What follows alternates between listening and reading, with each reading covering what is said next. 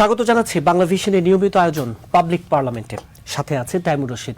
আমার সাথে আজকে আলোচনার জন্য স্টুডিওতে উপস্থিত আছেন চারজন অতিথি। আমার হাতের ডানে আছেন বিএনপির vice chairman doctor Asaduzzaman Ripon, আছেন শিক্ষাবিদ ও মানবাধিকার কর্মী শামসুল আলম লিটন। আমার হাতে বামে আছেন চর্চার সম্পাদক সোহরাব হাসান, আছেন এনসিপির যুগ্ম সদস্য সচিব আলাউদ্দিন মোহাম্মদ। আপনাদের চারজনকে স্টুডিওতে স্বাগত জানাচ্ছি। দর্শক, পাবলিক পার্লামেন্টের আমাদের আজকের বিষয় মুক্ত গণমাধ্যম ও গণমাধ্যমের মুক্তি। স্টুডিও আলোচনা শুরু করতে চাই চর্চা সম্পাদক সোহরাব হাসান আপনাকে দিয়ে। আজকে বিশ্ব মুক্ত গণমাধ্যম দিবস, যে কারণে সাবজেক্ট মুক্ত গণমাধ্যম ও গণমাধ্যমের মুক্তি। এই যে একবার সোজা সাপটা প্রশ্ন, জুলাই অভ্যুত্থান পরবর্তী সময়ে গণমাধ্যম আসলে কতটা মুক্ত হলো, আপনার অভিজ্ঞতা কি বলে? বিশ্বব্যাপী গণমাধ্যম সংকটের মধ্য দিয়ে যাচ্ছে, চ্যালেঞ্জের মধ্য দিয়ে যাচ্ছে, অস্থিরতার মধ্য দিয়ে যাচ্ছে এবং নিরাপত্তাহীনতার মধ্য দিয়ে যাচ্ছে। তার ঝড়ঝাপটা তো বাংলাদেশেও পড়ছে। অন্তর্বর্তী সরকার নয়, শুধু তার আগের আওয়ামী লীগ সরকার এবং বিএনপিকে হয়তো 2.5 মাস বয়সী তাকে কিছুটা ছাড় দেওয়া দরকার, মানে ছাড় দিতে হবে, কারণ যেহেতু একেবারে অল্প সময়, একেবারে অল্প সময়। শিশু সরকার, কিন্তু শিশু সরকার, কিন্তু শিশু সরকার, নবজাতক সরকার, শিশু, কিন্তু শিশু একটা বয়সের একটা, আচ্ছা যাই হোক, এটা ভালো বলতে পারবে। কিন্তু সাংবাদিকদের বাধা, সাংবাদিকতার বাধা শুধু সরকারের কাছ থেকে আসে, সাংবাদিকদের নিজেদের মধ্য থেকে আসে, অংশীজন বিভিন্ন প্রতিষ্ঠানের কাছ থেকে আসে, মালিকদের কাছ থেকে আসে, স্বার্থান্বেষী মহলের কাছ থেকে আসে, এমনকি যারা পেশাগত সন্ত্রাসী তাদের কাছ থেকে আসে। আপনার জীবনের নিরাপত্তা আগে, তারপর সাংবাদিকতা। আপনি দেখেছেন যে আরএসএফ এর প্রতিবেদন অনুযায়ী জরিপে 3 ধাপ নেমে গেছে। গত বছর কিন্তু বেশ কয়েক ধাপ উপরে উঠে, 149 থেকে 152-তে নেমে গিয়েছে আমরা। হ্যাঁ, কিন্তু তার গত বছর 62 থেকে বোধহয় 149 ছিল, 65 থেকে 49 এসেছিল, 65 থেকে।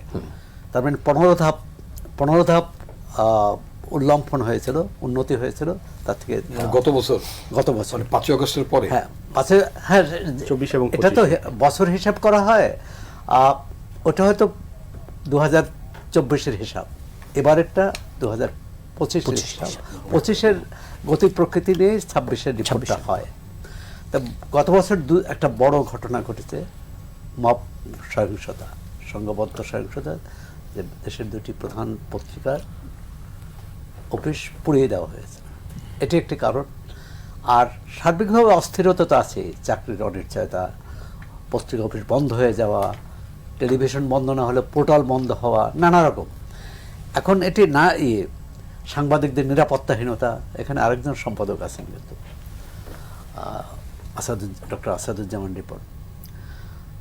আমরা এটি কিভাবে উত্তরণ ঘটাতে পারি? অন্তর্বর্তী সরকারের সময় একটা গণমাধ্যম কমিশন করা হয়েছিল, সেই কমিশন অনেকগুলো সুপারিশ করেছিল, রিপোর্ট দিয়েছিল, প্রতিবেদন দিয়েছিল, সেই সুপারিশগুলো বাস্তবায়ন হয়নি। এবং ব্যতিক্রমীভাবে ওই মন্ত্রণালয়ে 3 জন উপদেষ্টা পেয়েছি আমরা, অন্যান্য মন্ত্রণালয়ে 1 জন বা কোনো ক্ষেত্রে হয়তো 1.5 জন, 2 জন। 3 জন উপদেষ্টার কেউ কাজ করেননি। কেউ বলেছেন আমলাতন্ত্রের জন্য করতে পারেননি, কেউ বলেছেন রাজনৈতিক হস্তক্ষেপের জন্য করতে পারেননি। একজন তো বলছেন যে বিএনপি 70 ভাগ আর জামাত 30 ভাগ ভাগাভাগি করে নিয়েছে, মানে প্রশাসনকে। তবে অংশীজনের দায়িত্বটা কিন্তু বেশি। মানে আমরা যারা সাংবাদিকতা করি, আমরা যদি সাংবাদিকতা কি, সত্য প্রকাশ এবং ক্ষমতাকে চ্যালেঞ্জ করা, আর যারা কথা বলতে পারে না তাদের হয়ে কথা বলা, সেটা আমরা কতটা করেছি আয়নায় বোধহয় আমাদের প্রত্যেকেরই মুখ দেখার প্রয়োজন। তারপরেও বলবো যে বাংলাদেশের সাংবাদিকতা আছে এবং থাকবে, এবং ঝড়ঝাপটা, দমন পীড়নের মধ্য দিয়েও কিন্তু সাংবাদিকরা, সবাই না হলেও বেশিরভাগ সংবাদ মাধ্যম তার পেশাগত দায়িত্ব পালনের চেষ্টা করে। সেখানে নানা স্বার্থান্বেষী মহল থাকে।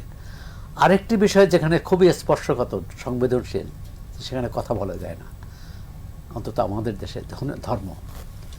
কারণ ধর্মীয় অনুভূতিতে আঘাত, এটা আপনি যা কিছু বলবেন, যদি কেউ মনে করে যে আমার ধর্মীয় অনুভূতিতে আঘাত লেগেছে, তা আপনি তো এটার কোনো জবাব নেই। আর তা আমরা মনে করি সার্বিকভাবে এই যে নির্বাচিত সরকারের সময় পরিবেশটা বদলাবে, ইতিবাচক দিকে যাবে। তথ্যমন্ত্রী আজকেও বলেছেন যে অংশীজনদের সাথে তিনি মিলে একটা কমিটি করতে চান, সামনে কি কি করণীয় এটা নির্ধারণ করতে চান। তবে এর চেয়েও আরেকটি যে বিষয়, অর্থনৈতিক নিরাপত্তাহীনতা। এবং আপনি দেখেন যে অনেকগুলো মানে অনেক প্রতিষ্ঠান হয়েছে, কিন্তু সংবাদকর্মীদের নিরাপত্তা নেই, তার চাকরির নিরাপত্তা নেই, তার বেতন ভাতার নিরাপত্তা নেই, তার ব্যক্তিগত নিরাপত্তা নেই। এবং বিশেষ করে ঢাকার বাইরে যে যারা আমাদের সাংবাদিক বন্ধুরা কাজ করেন, তারা অনেক ঝুঁকির মধ্যে দিয়ে কাজ করেন। প্রশাসনের চাপ আছে, স্বার্থান্বেষী মহলের চাপ আছে, নানা মহলেরই চাপ, ব্যবসায়ীদের চাপ আছে। এই এত চাপের মধ্য দিয়ে আমাদের একজন প্রবীণ সাংবাদিক পূর্বসূরি এবি মুসা, দীর্ঘদিন তিনি বলছিলেন যে বাংলাদেশের সাংবাদিকতা হচ্ছে কুমির থাকা পুকুরে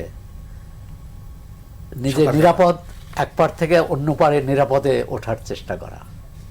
তা যদি কুমির এড়িয়ে আমরা নিরাপদে উঠতে পারি, সেটা হচ্ছে সাফল্য। আর যদি না উঠতে পারে, তাহলে হয়তো কুমিরের গ্রাসের মধ্যে আমরা পতিত। কুমির তো ডাঙ্গায় থাকে, কিন্তু জি, শিক্ষাবিদ ও ডাঙ্গায় মানবাধিকার এটা ধরা সহজ। শামসুল আলম লিটন, এই যে বলছিলাম মুক্ত গণমাধ্যম দিবস, ক্ষমতাকে চ্যালেঞ্জ করার নানা কথা বলা হচ্ছিল, যে বিশ্বব্যাপী গণমাধ্যম যেই হুমকির মুখে, চ্যালেঞ্জের মুখে, সেই বাস্তবতায় বাংলাদেশের আমরা দেখেছি যে এই যে সূচকে কি বলবো অবনতি বলি, যেভাবে বলি, যদিও সরকারের অল্প বয়স, সোহরাব হোসেন বলছিলেন যে শিশু সরকার, কিন্তু এই সরকারের 2-2.5 মাসে যা গণমাধ্যমের প্রতি যে দৃষ্টিভঙ্গি, আপনার আগামী দিনের জন্য কি বার্তা আপনি দেখছেন? হ্যাঁ, ধন্যবাদ। আমি যে রিপন ভাই বলছিল যে একেবারেই টডলার সরকার, মানে উনি সেটা মিন করতে চাচ্ছিলেন আর কি, আর টডলার অর্থাৎ কিন্তু জনগণ তো সরকারকে নির্বাচন করে 5 বছরের জন্য, কিন্তু আমরা তো মনে করি যে 5 বছর মানে এটা কি ফিক্সড টাইম, তা কিন্তু নয়। ডেমোক্রেসিতে এভরিডে অ্যান্ড এভরি আওয়ার সরকার কার কাছে জবাবদিহি করবে? জনগণের কাছে। কিন্তু জনগণের গণমাধ্যমটা যেটা, এটা কিন্তু মানে মানুষ কিন্তু সংসদে গিয়ে একজন এমপি অথবা মন্ত্রীকে জিজ্ঞেস করতে পারে না যে আপনি আমাকে এই কথাটা বলেন, অথবা এটা পতাগলে এসে সেটা কোনো সিভিক ওয়ে না।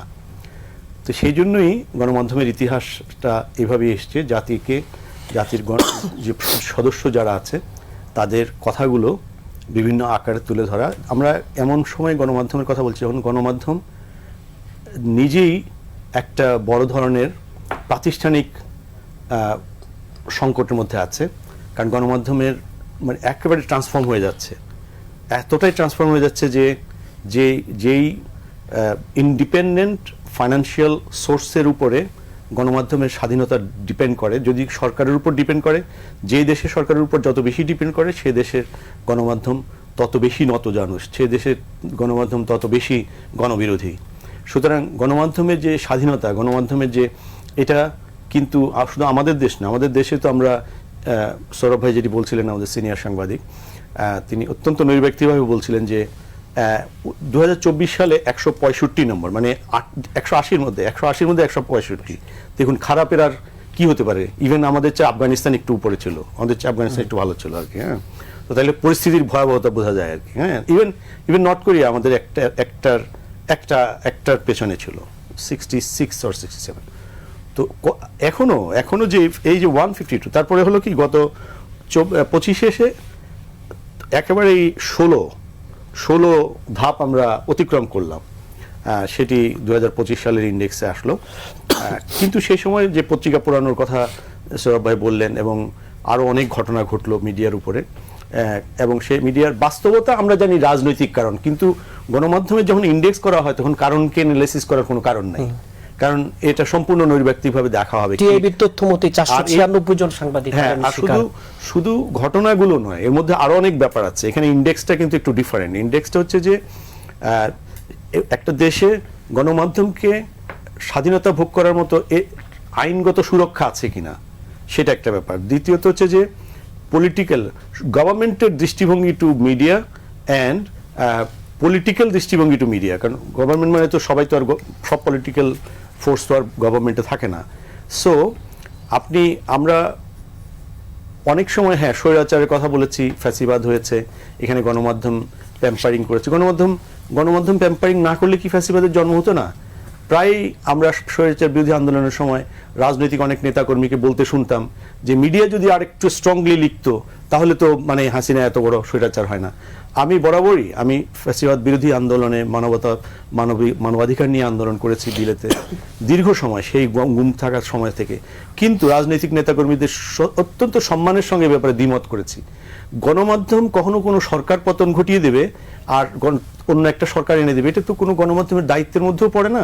আর আকাঙ্ক্ষাটাই রাজনীতিকদের কেন থাকবে, এখানে হচ্ছে দৃষ্টিভঙ্গির একটা ব্যাপার। তো সেই জন্য আমাদের এখানে গণতন্ত্র একটা নির্দিষ্ট পথ অতিক্রম না করা পর্যন্ত আমরা এই সাংবাদিকদের যে নিরাপত্তা, এটি 50 অথবা 100-র মধ্যে আসতে পারবো কিনা সন্দেহ। আবার এই পরিস্থিতিটা গণতন্ত্রের একেবারে সূতিকাঘার, সেই দেশও টপ 10-এর মধ্যে আসতে পারে নাই। ইউনাইটেড কিংডম যেখানে আমি থাকি সেখানে গণমাধ্যম সেখানে হচ্ছে 18 নম্বর, আর মার্কিন যুক্তরাষ্ট্র 250 বছরের গণতন্ত্র এবং এত কিছু পরে 68। তো সেখানে সাংবাদিকদেরকে কিন্তু হোয়াইট হাউস থেকে বের করে দেওয়া হয়। আবার সুপ্রিম কোর্ট আবার পরের দিন অর্ডার দিয়ে দেওয়া হয় যে তাকে ঢুকতে দেওয়ার জন্য। অর্থাৎ রেটিংয়ে হয়তো এই কারণেই সে 68 নাহলে 100+ হয়ে যেত। ইভেন টপ 10-এর মধ্যে কোনো 5 আই কান্ট্রি, অর্থাৎ 5টা যে ইংলিশ কান্ট্রি, যেটাকে তারা নিজেরা ইংলিশে বলে থাকে যে একটা সভ্যতার পরিমাপকগুলো সেখান থেকে তৈরি হয়েছে, নিউজিল্যান্ড, অস্ট্রেলিয়া, ইংল্যান্ড এবং ইউএস এবং কানাডা, এই 5টি দেশ টপ 10-এর মধ্যে নাই। সুতরাং সুরক্ষার ব্যাপারটা কিন্তু এবং গণমাধ্যমের সংকট আগামী দিনে আরো জটিল হতে পারে। কিন্তু আমরা ইন্ডেক্সের আমাদের যারা তথ্য প্রবাহর করবেন, যারা দেখছেন এখানে কয়জন উপদেষ্টা, তার চেয়ে অনেক বেশি ইম্পর্টেন্ট হচ্ছে সাংবাদিকদের সুরক্ষা দেওয়ার জন্য সরকার কি কি ব্যবস্থা নিয়েছে এবং সাংবাদিকদেরকে অথবা গণমাধ্যমকে চোখ রাঙানোর সঙ্গে সঙ্গে কতজনকে আইনের আওতায় নেওয়া হয়েছে। সো সেটাই হচ্ছে আমার প্রত্যাশা যে আগামী দিনে 152 থেকে অন্তত 10-15 যদি আগামী 1 বছর মধ্যে কমাতে পারে সেটা। জি, আবার আপনার কাছে আসবো।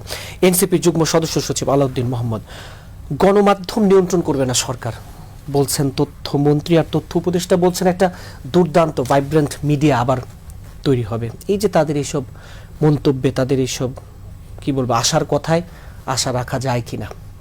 আপনাকে ধন্যবাদ। আমার বিজ্ঞ আলোচক বৃন্দ যারা দেখছেন সবাইকে শুভেচ্ছা জানাচ্ছি। প্রথমত আমাদেরকে দেখতে হবে যে মিডিয়া কেন মিডিয়া রোল প্লে করতে পারে না।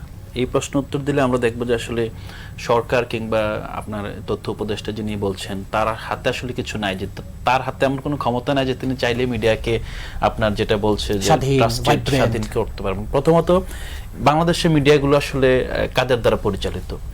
মিডিয়া যাদের দ্বারা পরিচালিত আপনি দেখবেন যে সবাই আমরা যাদেরকে এখন ইদানিং অলিগার্ক বলছি, অলিগার্ক প্রতিটি অলিগার্ক কিন্তু আপনার কয়েকটা আউটলেটের মালিক, হ্যাঁ, এবং কিছু অলিগার্ক আছে তাদের মানে যদি টোটাল মার্কেট শেয়ার দেখেন মোর দেন 20% আউটলেট হয়তো বা একটা অলিগার্ক অথবা তার সমগোত্র কয়েকজন দ্বারা নিয়ন্ত্রণ করে। এখন সেই প্রেক্ষাপটে আপনি যদি দেখেন যে অলিগার্ক কিভাবে তৈরি হয়, অলিগার্ক কিন্তু তৈরি হয় আপনার স্টেট স্পন্সর্ড আপনার করাপশনের মাধ্যমে। করাপশন বলছে এই কারণে কারণ আমাদের মতো দেশে আমরা তো আসলে ফ্রি মার্কেট ইকোনমি না আসে উঠতে, আমরা ম্যানেজড মার্কেট ইকোনমি একরকম, যে এখানে রেগুলেশন এবং মার্কেট একসাথে কাজ করে। এখন রেগুলেশনটা গভর্নমেন্ট কার জন্য করবে এবং কোন কোন কোম্পানির জন্য, কোন কোন ব্যবসার জন্য তার রেগুলেশনের মাত্রা আপনার এদিক সেদিক হবে, এটা কিন্তু সরকার ঠিক করে।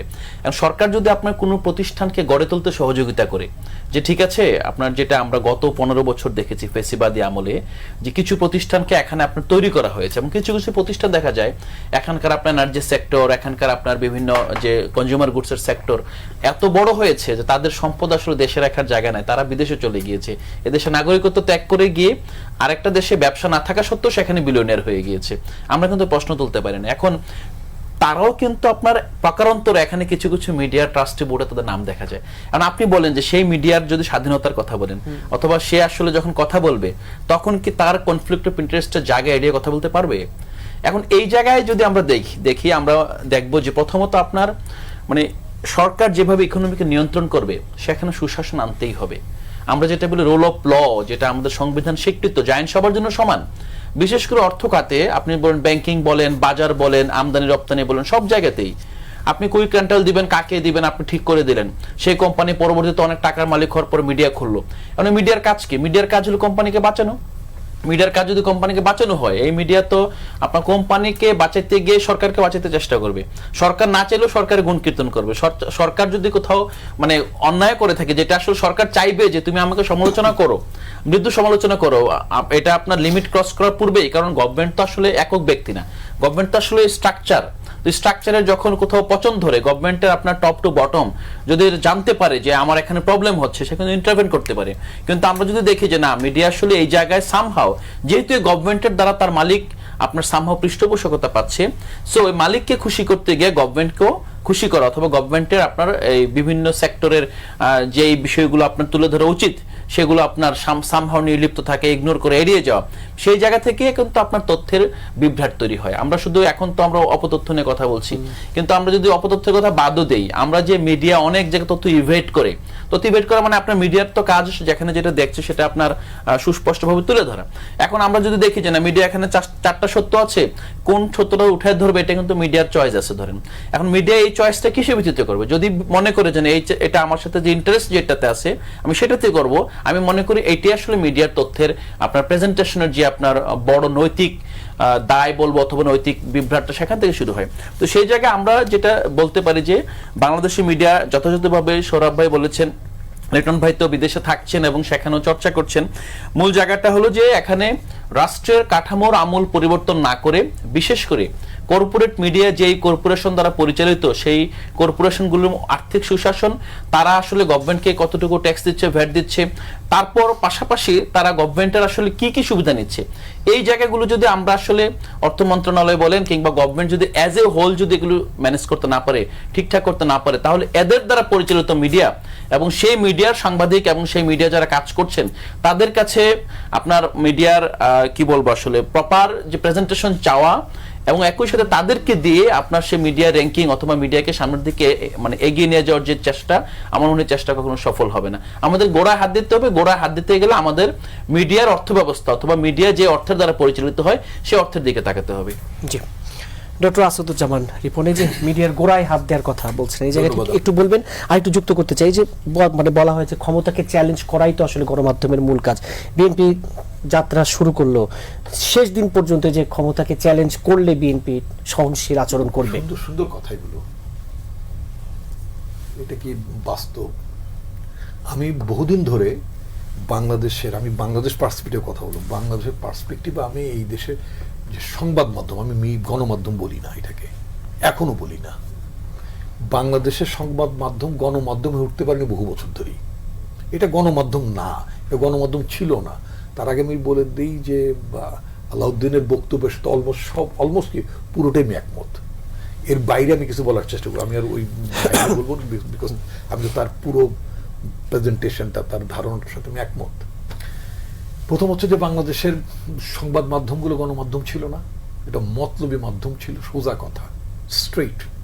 আমি নিজে সে 1981 সালে ফার্স্ট আমি একটা সাপ্তাহিক পত্রিকার সম্পাদক হিসেবে আমার কাজ শুরু, ছাত্রাবস্থায় একেবারেই মানে ইউনিভার্সিটির ফার্স্ট ইয়ার সেকেন্ড ইয়ারে থাকা অবস্থা, ওইটা মানে তখন থেকে আমি যুক্ত। সেই হিসাবে সম্পাদক হিসেবে সৌরভ ভাই এর মধ্যে বহুবার আমার পত্রিকা নিষিদ্ধ হয়েছে, এর সাথে আমার 3বার পত্রিকা নিষিদ্ধ হয়েছে, 4র্থবারে আমি আর অ্যাটেম্প নেই নেব। তার পতনের পরে তারপরে আবার পত্রিকা ফেরত পেলাম ওই তৎকালীন জাস্টিস শাহাবুদ্দিন আহমেদের নেতৃত্বাধীন সরকারে। রোববারের কথা বলছেন না, জনতার ডাক। জনতার ডাক, তখন জনতার ডাক, জায়গা দিন এবং একই অর্ডারে জনতার ডাক, জায়গা দিন এবং মানচিত্র বলে একটা পত্রিকা ছিল। 3টি পত্রিকার একই অর্ডারে ইমিডিয়েট ফলো মানে এরশাদ আমাদেরটা ফেরত দিল। এবং ভেরি ইন্টারেস্টিং একটা কথা বলতো, তখন অনেক নামি দামি সম্পাদকরা আমার জীবনে প্রথম এবং শেষবারের মতো মানে রাষ্ট্রপতি আহত বা অস্থায়ী রাষ্ট্রপতি যেটাই বলেন না কেন, মানে head of the state or head of the government আহত কোনো সভা সম্পাদকদের জন্য কোনো সভায় আমি আমার জীবনে প্রথম একবারই বিচারপতি শাহাবুদ্দিন আমলে গিয়েছিলাম, আর কোনোদিন ডাক পাইনি, এটাও সত্য। যাই হোক, তা আমাকে যখন ডাকা হলো আমি খুব দ্বিধার মধ্যে ছিলাম যে আমাকে কেন ডাকলাম, আমার পত্রিকা তখন নিষিদ্ধ, মানে তত্ত্বাবধায়ক সরকার গঠন হওয়ার পরে। তো একটা পর্যায়ে এবং আমার সামনে অনেক সিনিয়ররা, এবং সিনিয়ররা তৎকালীন যারা অধিকাংশে এরশাদের সাথে তাদের হবনব ছিল, এর বিনিময়ে তারা মানে প্লট ফ্ল্যাট, তন্ত্র ফ্ল্যাট না প্লট ফ্লট অনেকেই পেয়েছেন, সুবিধাভোগী সোজা কথা। তো অনেকে দেখি সামনের মানে বসতে চান না রাষ্ট্রপতির কার্যালয়ে, মানে ওই তেজগাঁর যে রাষ্ট্রপতির কার্যালয় সেখানে ডাকা হলো, গেলাম, তো বসতে চান না। আমার বয়সও তো তখন অনেক কম, তা আমাকে দেখলাম অনেকে এনকারেজ করে সামনে বসতে, আমি মনে করলাম আমাকে ভালোবেসে বোধহয় সামনে বলছে। তা আমি পুলকিত হয়ে সামনে বসছি, আর যারা ঘোরের লোকজন যারা তারা মানে পেছনে। তো যাই হোক, তো অনেক কথাবার্তা, তো আমি খুব মৃদুভাবে একটু হাতটা একটু উঁচু করলাম বিচারপতি শাহাবুদ্দিনের দৃষ্টি আকর্ষণ করার জন্য। তো উনি ওনার টিপিক্যালি ওনার আঞ্চলিক ভাষা আমারে বলে যে আপনি কিছু বলবেন। তা আমি বললাম যে জি মহামান্য রাষ্ট্রপতি, আমি কিছু বলতে চাই। তো বলে যে বলুন। আমি বললাম যে আমি আপনার এখানে এসেছি একজন নিষিদ্ধ পত্রিকার নিষিদ্ধ সম্পাদক হিসেবে। নিষিদ্ধ পত্রিকার নিষিদ্ধ সম্পাদক, আমি জানি না মানে আমি কোন ক্যাটেগরিতে এখানে আসলাম। তখন উনি পিআইও ছিলেন, এক ভদ্রলোক, তখন এসআর সাহেবের আমার নামটা এই মুহূর্তে দীর্ঘদিন ছিলেন। আমি মাসে উনি ভালো মানুষই ছিলেন, সোভান সাহেব, এক্স্যাক্টলি। শুধু সোভান সাহেবের দিকে একটু তাকালেন, সোভান সাহেবকে মানে ইশারা করলেন, সোভান সাহেব কানে কানে বললেন, বোধহয় বললেন যে ঠিক আছে, ভুল হয়ে গেছে, ঠিক করে দেবো। মহামান্য রাষ্ট্রপতি বিচারপতি শাহাবুদ্দিন, তার প্রতি শ্রদ্ধা নিবেদন করছি, আল্লাহ তাআলা তাকে জান্নাত নসিব করুন। উনি বললেন আজকে বিকেল 4টার মধ্যে নিষেধাজ্ঞা প্রত্যাহারের কাগজটি আপনার অফিসে পৌঁছবে। তো ভালো কথা, ঠিক 4টার আগেই পৌঁছে গেছে। নাসরিন সুলতানা নামে একজন সহকারী সচিবের সাইক্লো স্টাইলে চিঠি গেল। এত তাড়াহুড়ো করে পত্রিকাটা মানে অর্ডারটা গেল আমার কাছে নিষেধাজ্ঞা প্রত্যাহারের, এই কপিটা বোধহয় ডিসি অফিসে যায়নি। হাসিনা, শেখ হাসিনা আওয়ামী লীগ সভানেত্রী যখন প্রথমবারের মতো প্রধানমন্ত্রী হলেন, তো আমি অনুপ চেটের উপরে আমার পত্রিকাটা মানে প্রচ্ছদ কাহিনী করলাম। মানে অনুপ চেটিয়াকে যখন তুলে দেয়া হচ্ছে, তুলে দেওয়া প্রক্রিয়ার মধ্যে আমি প্রশ্ন তুললাম যে অনুপ চেটিয়ার দোষ কি? আমার সংবিধানে মুক্তিযুদ্ধ সম্পর্কে, আমার সংবিধান প্রিয়াম্বলে মুক্তিকামী নাগরিকদের, মুক্তিকামী মানুষের সারা বিশ্বের তাদের মুক্তির আকাঙ্ক্ষার প্রতি শ্রদ্ধা নিবেদনের কথা বলা আছে, মুক্তির সংগ্রামকে আপনার সমর্থনের কথাও মানে ব্যক্ত করা আছে। অনুপ চেটিয়ার বয়স যখন অনেক কম, লেস দেন 18 ওর আরো কম, তিনি আমাদের মুক্তিযোদ্ধাদের আশ্রয় নিতে দেখেছেন শরণার্থী হিসেবে। বাংলাদেশের মুক্তিযুদ্ধের কথা তিনি শুনছেন, আমাদের মুক্তিযোদ্ধাদের মানে তাদের শৌর্য বীর্যের কাহিনী শুনছেন। তার একটা আবেগ থাকতেই পারে, সেটা তাদের ব্যাপার। আমি এই প্রশ্নটাই তুললাম যে মুক্তির আকাঙ্ক্ষা, স্বাধীন হওয়ার আকাঙ্ক্ষা তো কোনো দোষ না। যাই হোক, এইটা লেখার কারণে আমার পত্রিকা তো নিষিদ্ধ করে দিল, এবং আমার বিরতিতে যাবো একটু। যে গণমাধ্যমকে মতলবী মাধ্যম বলছিলেন, কেন মতলবী মাধ্যম? তা আমাকে বলা হলো তোমার পত্রিকার বেআইনি ভাবে আমি পত্রিকা প্রকাশ করছি। আসলে ইট ওয়াজ নট বেআইনি, কাগজটা পৌঁছেনি। তো এইটা নিয়ে আমার ঝামেলা হলো। এরপর বহু ঝামেলার মধ্যে আছে। সেই কারণে আপনি দেখেন যেটা আলাউদ্দিন বলেছেন, বাংলাদেশের মোস্ট অফ দ্য হাউস, মানে যদি কথিত বড় হাউসের কথা যদি বলি, এই যে প্রফেসর মোহাম্মদ ইউনূস তত্ত্বাবধায়ক মানে অন্তর্বর্তী সরকার থেকে কিছুদিন আগে মাত্র বিদায় নিলেন। আপনি দেখবেন বেশ কিছু পত্র পত্রিকা তার বিরুদ্ধে, কয়েকটা পত্রিকাতে তার বিরুদ্ধে খুব লেখা হচ্ছে। কেন লেখা হচ্ছে? ডিউরিং হিজ টাইম এই ধরনের ওই সমস্ত পত্রিকার মালিক গোষ্ঠীদের বেআইনিভাবে টাকা পাচার করার মাধ্যমে বিদেশি রাষ্ট্রের নাগরিকত্ব অ্যাকোয়ার করার অপরাধীদের তাদের অনেক কিছু বন্ধ টন্ধ ছিল। এখন তাকে ধরা হচ্ছে। আমার পত্রিকা আমি ধরছি না, উনি ওনার পত্রিকা ধরছেন না, বা অন্য পত্রিকা ধরছে না। এই যে মতলবী একটা ব্যাপার থাকে, মানে পারপাসফুলি কোনো কর্মকর্তাকে আমার বিজনেস দিচ্ছে না। আজকাল তো বিভিন্ন হাউসে, ডিউ নো, আপনি নিশ্চয়ই জানেন, বিভিন্ন হাউসে এরকম কিছু সাংবাদিক নিয়োগ করা হয় যারা তাদের কাজ হচ্ছে ওই কোম্পানি, ওই কর্পোরেট হাউসের তদবির করা, পুলিশের তদবির করা, সচিবালয়ের তদবির করা। এক্স্যাক্টলি। আপনার তো আপনি একটা বাড়ি ঘর বানাতে যাবেন, তারপরে আপনার দেখতে যে আপনার জমি ঠিক আছে কিনা, খাজনা দিচ্ছেন ঠিক কিনা ইত্যাদি, তারপরে আপনার একটা প্ল্যান পাস হয় সবকিছু। আপনার পত্রিকার পারমিশন দেওয়া হয়, সেই লোকটা শত শত কোটি টাকার একটা মিডিয়া হাউস দেওয়া হয়, একটা টেলিভিশন লাইসেন্স দেওয়া হয়, রাষ্ট্রের শত শত কোটি টাকার ঋণগ্রস্ত খেলাপি লুটেরা, বিদেশে টাকা পাচার, তাকে পত্রিকা প্রকাশের লাইসেন্স দেওয়া হয়। কেন? তার ওই লুটেরা পুঁজি, ওই লুণ্ঠিত পুঁজির দুর্বৃত্তপনাকে প্রোটেকশন দেওয়ার জন্য সে ওই পত্রিকাটি ব্যবহার করে। জি, এই কারণ পত্রিকাটি তার লাভজনক ব্যবসা না, আমি আবার বলছি পত্রিকাটি তার লাভজনক ব্যবসা না, বাট হি স্পেন্ডস, টাকা ব্যয় করে। কেন ব্যয় করে? গণমাধ্যম সাজার জন্য, মানুষের কথা বলার জন্য। 15 বছর মোস্ট অফ দেম তারা কি মানুষের পক্ষে দাঁড়িয়েছে? জি, এই আলোচনা আবার তারা তো মানুষের পক্ষে একটি ছোট্ট দাঁড়ায়নি, বিরতির পর দলের পক্ষে দাঁড়ায়নি, তরুণদের পক্ষে দাঁড়ায়নি। সোহরাব হাসান, এই যে গণমাধ্যমের মতলব, গণমাধ্যম না মতলবী মাধ্যম, এবং গণমাধ্যমের নৈতিক দায়। গণমাধ্যম হয়ে ওঠেই তো গণমাধ্যমের নৈতিক দায়। রিপন ভাই বলছিলেন যে গণমাধ্যম হয়ে ওঠেনি, সত্যি কি? বাংলাদেশের রাজনীতি, সমাজ, ব্যবসা, বাণিজ্য, শিক্ষা, আপনি যদি বাংলাদেশের অন্যান্য ক্ষেত্র দেখেন, তার থেকে গণমাধ্যমকে খুব খারাপ ভূমিকা পালন করছে এখন। সুতরাং গণমাধ্যমের ত্রুটি আছে, দুর্বলতা আছে, কিন্তু এই দুর্বলতা কাটানোর চেষ্টাও আছে। আর যেটা পারিপার্শ্বিক কথাটা বললেন যে গণমাধ্যম কে চালায়, কে নিয়ন্ত্রণ করে, সরকার একটা আইনি নিয়ন্ত্রণ আছে। আর যেটা আলাউদ্দিন মোহাম্মদ বললেন যে ওই নিয়ন্ত্রণটা হচ্ছে সবচেয়ে বেশি এর মালিককে। মালিক যদি গণতন্ত্র মালিক যদি ব্যক্তি স্বার্থে, গোষ্ঠীর স্বার্থে এবং কোম্পানির স্বার্থে গণমাধ্যম করে, গণমাধ্যম তো গণের মাধ্যম হতে হবে, তাহলে আর গণের মাধ্যম হয় না। এটা সীমাবদ্ধতা আছে। আমরা চারপাশে দেখি অলিগার্ক যাদের বলি, তারাও গণমাধ্যম নিয়ন্ত্রণ করে। আবার এমন মালিকও আছে যারা সত্যিকার অর্থে সৎ সাংবাদিকতাই চান। সুতরাং দুটোই আছে ইতিনেতি। বিশেষ করে ধরেন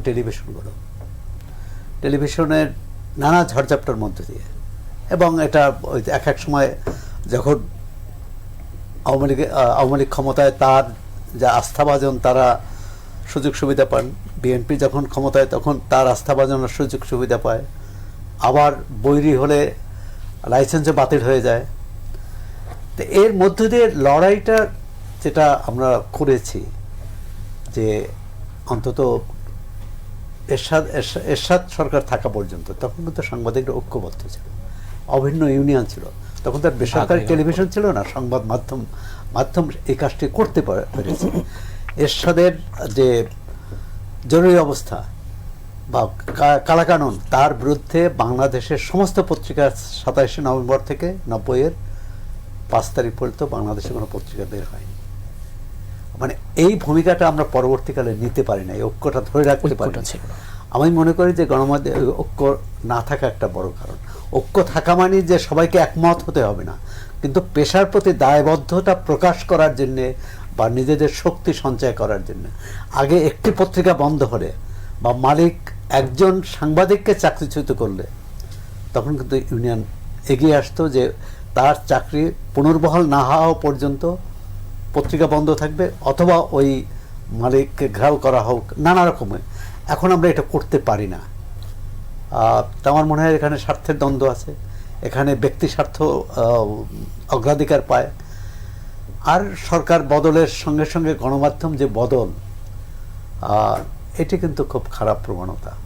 যে আলাউদ্দিন মোহাম্মদ বলছেন যে আমরা গণমাধ্যমের যে দুর্বলতা, আমরা সবসময় অতীতমুখী, অতীতচারী। অতীত সরকার কি করেছে সেটা নিয়ে আমরা তুলোধনা করতে পারি, কিন্তু এই মুহূর্তে কার সমালোচনা করা উচিত, প্রশ্ন করা উচিত, সেটা করি না। অন্তর্বর্তী সরকার সবটা ভালো করছে তা নয়, সবটা খারাপ করছে তাও নয়। এখন কিন্তু আমরা দেখলাম যে পত্রিকা খুললেই অন্তর্বর্তী সরকারের সমালোচনা না, মানে তুলোধনা করা, মানে অন্যায্যভাবে আক্রমণ করা। তারা যেটা যদি আইন ভঙ্গ করে থাকে, যদি কারো প্রতি দুর্বলতা দেখিয়ে থাকে, স্বজনপ্রীতি করে থাকে, সেটা বলবো। অথবা ডেইলি স্টার প্রথম আলোতে আগুন নেভাতে পারেনি, রক্ষা করতে পারেনি, সেটা আমরা বলবো। কিন্তু আমরা যে কোনো কাছে অন্তর্বর্তী সরকার কি করা, এর মধ্য দিয়ে হয় কি, মানে যে একটা পরিবেশ থাকে সংবাদ মাধ্যমের বা গণতান্ত্রিক যে পরিবেশটা থাকে সারা দেশে, মানুষের আস্থা হারিয়ে ফেলে। পরবর্তীকালে অন্য সরকারও কিন্তু এক ধরনের খুবই সতর্ক থাকবে। আমি মনে করি যে ঐক্যটা জরুরি, পেশার গুরুত্বটা বোঝা জরুরি, কারণ সাংবাদিক হয়ে দলদাস হওয়া যাবে না। নিশ্চয়ই সাংবাদিকরাও কাউকে না কাউকে ভোট দেয়, কিন্তু এর অর্থ এটা না যে দলদাস হওয়া তার যাবে না। পক্ষে, তার জি। সত্য প্রকাশ করতে হবে। আর ইদানিং যে সামাজিক যোগাযোগ মাধ্যমের যে অপতথ্য, ভুল তথ্য, বিদ্বেষ ইত্যাদির মধ্যেও সতর্ক থাকতে হবে, কারণ এটা বোঝাতে হবে এটি অসত্য, এটি সত্য। জি। শামসুল আলম লিটন, এই যে গণমাধ্যমের আস্থার জায়গাটা ফিরে পাওয়া এবং মিস ইনফরমেশন, ডিসইনফরমেশন এবং ফেক নিউজের যে চ্যালেঞ্জ, ছোট করে এই জায়গাটিতে। Thank you. ফেক নিউজ তো একটা আলাদা ব্যাপার, আর গণমাধ্যম হয়ে ওঠাটা একটা আরেকটা ব্যাপার। তো গণমাধ্যম যেটা রিপন ভাই বলছিলেন, উনি হয়তো এটাকে কোনো গণমাধ্যমকে বলতে চেয়েছেন মতলবী মাধ্যম, এমনি অ্যাভারেজ শোনা যাবে যে যদি এটা সবাইকে বলা হয় আর কি। কারণ আমরা আমাদের ছোটকাল থেকে আমরা যে পেপারগুলো পড়েছি, আমি পেপারগুলোর নাম বলছি না কারণে, কিন্তু দেখুন এই পেপারগুলো যদি মিডিয়া যদি সত্যিকার অর্থে মানুষের প্রতিক্রিয়াকে তুলে না ধরতো, তাহলে গণতান্ত্রিক মূল্যবোধের যে বিকাশ এই সমাজে হয়েছে, ইতিহাসের অনেক সন্ধিক্ষণে আমরা অনেক সেটা হয়তো হতো না। আর ইতিহাসের যারা রচয়িতা, ইতিহাস সাংবাদিকরা রচনা করে না, গণমাধ্যম রচনা করে না, ইতিহাস রচনা করে রাজনীতিকরা। রাজনীতিকরা ইতিহাস রচনা করে না, রাজনীতিকরা ইতিহাস রচনা করে এবং গতিপথ নির্ধারণ করে। তো এখন সেই রাজনীতিকরা যখন গণতন্ত্র বিনির্মাণ করে, এবং সেই গণতন্ত্র যত সফল হয় যদি তারা গণমাধ্যমের স্বাধীনতা পুরোপুরি নিশ্চিত করতে পারে। এটা হচ্ছে ওয়ার্ল্ড সিনারিও এবং অন্যান্য জায়গা থেকে আমরা নিতে পারি। এখন কথা হচ্ছে যে আমাদের এখানে যে ব্রিটিশ আমলে যে নিয়মটা করা হয়েছিল, যেহেতু উপনিবেশ, তারা এখানে গণমাধ্যমকে খুব সতর্কভাবে অ্যালাউ করতো। ওই যে রিপন ভাই যেটি বলছেন যে কোথাও ছাপাখানা এটা সেটা, তারপরে দুঃখজনক হলেও সত্য, ব্রিটিশরা চলে যাওয়ার পরেও প্রায় 4-5 দশক পরে আমাদের স্বাধীনতা যখন আমরা পেলাম, তখন আমাদের দেশের রাজনীতিকরা বিলেতের সম্পর্কে ভালো জানতো, কিন্তু এখানে প্রেস অ্যান্ড পাবলিকেশনস অ্যাক্টটা করেছে ঠিক সেই মোড়কে যেমনিভাবে ব্রিটিশরা করেছিল। দুঃখজনক হলেও সত্য, আমরা দেশ পেয়েছি, গণতন্ত্র পেয়েছি, কিন্তু আমরা সামনে এগোতে পারিনি। এইটা আমি প্রেস অ্যান্ড পাবলিকেশনস অ্যাক্ট হচ্ছে আমাদের গণতান্ত্রিক রাজনীতিকদের হাতে গণমাধ্যমের জন্য একটা ঘাতকের ভূমিকা, যেটি এখনো পুরোপুরি বিলুপ্ত করাটা হচ্ছে গণমাধ্যমের স্বাধীনতার জন্য খুবই দরকার। কারণ কোনো গণতান্ত্রিক এবং সভ্য সমাজে প্রেসকে নিয়ন্ত্রণ করা হয় না, আর যেখানে নিয়ন্ত্রণ করা হয় সেখানে আপনি নিশ্চিতভাবে বলতে পারেন সেখানে গণতন্ত্র প্রশ্নবিদ্ধ। আমাদের এখানে গণতন্ত্র প্রশ্নবিদ্ধ যতক্ষণ পর্যন্ত এই ধরনের, আপনি 100 বার নির্বাচিত সরকার করতে পারবেন, কিন্তু যতক্ষণ পর্যন্ত ফ্রিডম অফ স্পিচ এবং ফ্রিডম অফ যে সমাবেশ, এগুলো এক্সপ্রেশন, রিলিজিয়ন, এগুলো যতক্ষণ পর্যন্ত নিশ্চিত না হবে ততক্ষণ পর্যন্ত এগুলো ফাঁকা বলি এবং রাজনৈতিক স্বার্থে কথকতা। তো আমি সেটার জন্য মনে করি যে তথ্য মন্ত্রণালয়ের কোনো প্রয়োজন নাই। আমি মনে করি তথ্য মন্ত্রণালয়, সভ্য সমাজের তথ্য মন্ত্রণালয় অথবা গণতান্ত্রিক সভ্য সমাজের কি করবে তথ্য মন্ত্রণালয়? তথ্য মন্ত্রণালয় কি তথ্য চাপিয়ে দিবে না তথ্য গেলাবে? তথ্য তো জনগণের ভেতর থেকে আসবে এবং সে তার জনগণকে, সরকারকে কিভাবে চ্যালেঞ্জ করবে সে তার ভাষায় জানবে এবং সেটা নির্দিষ্ট মাধ্যম আছে। তো এই জন্য সবচেয়ে বড় প্রশ্ন যেটি এসছে, গণমাধ্যমের মালিক কারা, এইটা হচ্ছে সবচেয়ে বড় বিপদ। এই জায়গাটিতে অনেকে খুব ইনোসেন্টলি বলে যে সবাই তো বৈধভাবেই নিয়মতান্ত্রিকভাবে, নো, এটা নিয়মতান্ত্রিক হতে পারে না।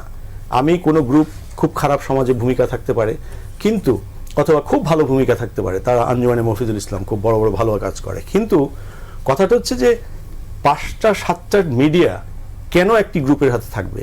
যেই কারণে কর্পোরেশনের কাছে আমরা গণতন্ত্রকে বন্ধক দিয়েছি এবং এর পরিণতি কি হয় সেটি কিন্তু আমরা দেখতে পাচ্ছি দিনের পর দিন।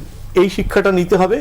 যদি এই কর্পোরেশনগুলো, অর্থাৎ এক্সেসিভ কন্ট্রোল অফ ডেমোক্রেসি তাদের হাতে কিন্তু চলে যাচ্ছে, এবং চলে যাওয়ার ফলে এখন কি হচ্ছে আমরা দেখতে পাচ্ছি। সুতরাং আমি আর বিস্তারিত শুধু এতটুকু বলছি না, গণমাধ্যমের ফ্রি যদি আমরা করতে চাই, গণতন্ত্রকে যদি আমরা নিরাপদ করতে চাই এবং রাজনীতিকে যদি নিজেরা নিরাপদ থাকতে চান, তাহলে গণমাধ্যমকে একেবারে স্বাধীন কিভাবে করা যায়, আমার মনে হচ্ছে না যে এই ব্যাপারটা এরকম যে চাকা নতুন করে আবিষ্কার করতে হবে।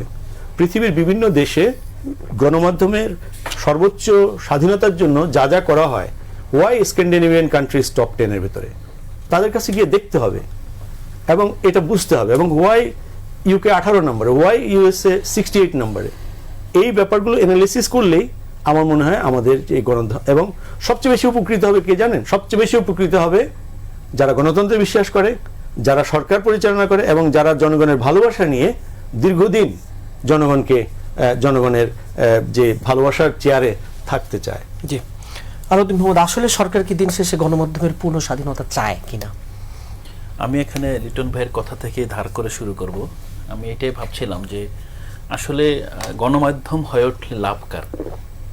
গণমাধ্যম হয়ে উঠলে লাভ কিন্তু মূলত সরকারেরই। যদি সরকার নিজেকে করাপ্ট করতে না চায়, যদি সরকার জনপ্রিয় হতে চায়, যদি সরকার ট্রান্সপারেন্ট থাকতে চায় জনগণের সাথে, যদি সরকার জনগণের কাছে নিজেকে অ্যাকাউন্টেবল ফিল করে, প্রথমত কিন্তু সরকার, আর সরকার তো আসলে আলাদা কিছু না, সরকার তো জনগণের একটা অংশ, জনগণের প্রতিনিধি, হ্যাঁ, পরিচালনার জন্য। এখন সরকার যদি লাভবান হয় তাহলে আমি মনে করি যে সেখানে জনগণ লাভবান হবে। এখন আপনি যেটা বলছেন আসলে বাধাটা কোথায়? বাধাটা আসলে সরকারের সদিচ্ছা প্রথমত।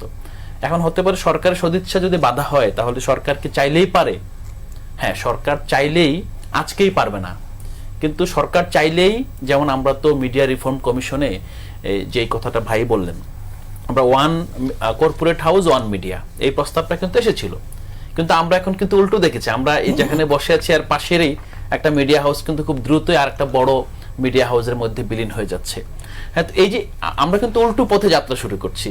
কারণ আপনি যদি বলেন এটা কে বাস্তবায়ন করবে, অন্তর্বর্তীকালীন সরকারের সময় হয়তো আমরা তখন যেহেতু নির্বাচিত সরকার ছিল না, অনেক কিছু আমরা এখন প্রশ্ন তুলছি, কিন্তু সেই সময়ে যারা এই সুপ্রস্তাবগুলো দিয়েছিলেন এগুলো মেরিট নিয়ে কিন্তু আমরা কথা বলছি না, আমরা প্রসেস নিয়ে কথা বলছি। যেই গ্রুপের কথা বলা হচ্ছে বারবার, সেই গ্রুপ কিন্তু বারবার ওই যখনই অধ্যাপক ইউনূসের নাম নেয় তখনই একবার পাশে অবৈধ লিখে, হ্যাঁ, তখনই ধরেন আরো কিছু আপনার শব্দ লিখে যেগুলো আমরা উচ্চারণ করতে পারবো না।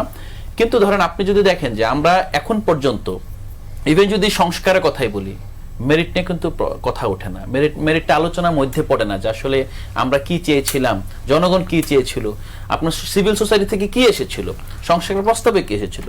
তা আমাদের মূল জায়গাটা হলো যে সরকারকে সিদ্ধান্ত নিতে হবে, যেহেতু এখন যারাই সরকার পরিচালনা আছে, যে আমরা আসলে সত্যিকার অর্থে এখানে স্বাধীন গণমাধ্যমের বিকাশ চাই কিনা।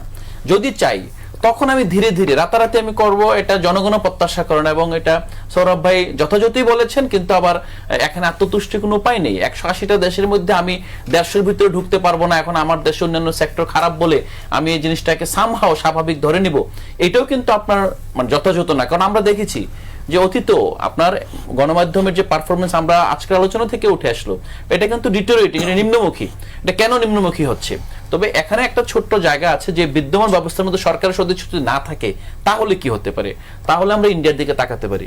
ইন্ডিয়া কিন্তু কর্পোরেট গণমাধ্যমের বড় বড় সম্পাদকরা ধীরে ধীরে তারা তাদের মিডিয়া হাউসে যখন স্বাধীনভাবে, বিশেষ করে এই গদি মিডিয়া কিংবা বিজেপি সরকারের সর্বাত্মক কন্ট্রোলের সময়ে তারা কিন্তু পদত্যাগ করে সেখান থেকে এসে 4-5 জন সম্পাদক মিলে আপনার দ্য ওয়ার, স্ক্রল এরকম ছোট ছোট ইনিশিয়েটিভ করেছে, যে ইনিশিয়েটিভগুলো 1 দশকের কিংবা 1 দশকের কিছু বেশি সময়ের মধ্যে কিন্তু ইন্ডিয়াকে পথ দেখাচ্ছে যে না, বিকল্প মিডিয়া সম্ভব, এবং বিকল্প মিডিয়ার উপর ভর করে কিন্তু এই যে গদি মিডিয়ার যত ন্যারেটিভ সবগুলো ডিবাঙ্ক হচ্ছে, এবং আপনার এই ডিবাঙ্কের উপরে ভর করে এখন নতুন করে কংগ্রেস আবার স্বপ্ন দেখছে যে না, ইয়েস পসিবল, মানে আগের মতো যেই ডাইভার্সিটি উইদিন ইউনিটি, সেই ধরনের ইন্ডিয়াকে কিন্তু আবার তারা ফিরিয়ে আনতে চেষ্টা করছে অনলি বিকজ অফ দ্য গণমাধ্যমের পাওয়ার।